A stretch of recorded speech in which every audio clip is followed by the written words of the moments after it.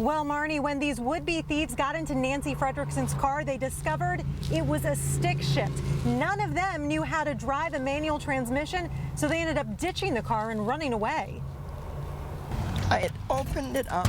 Nancy Fredrickson had just returned home yesterday afternoon after buying some things at a garage sale. She was getting her purchases out of her trunk when... Put this down and went to turn around, and they were standing here. 3 young men told her to hand over her car keys. She says at first she thought it was a joke, but they repeated their demand. Then he says, "I want your car keys," and that's when I seen the gun. Nancy threw her keys on the ground. Even though she's got a black belt in karate, she was trained on when to fight and when not to.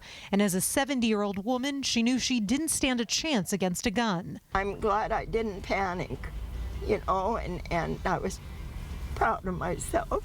Okay.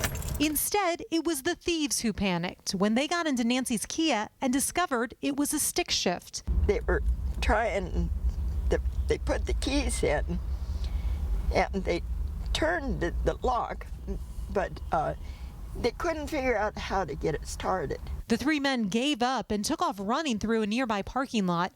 They were caught on surveillance video, but police haven't been able to identify or catch them yet. Nancy hopes someone recognizes them and turns them in, but she says she's not angry about what happened. I just said, Father, forgive them, for they know not what they did. She's just glad she's still got her car and she wasn't hurt. I'm 70 years old and I've got a lot of life left in me.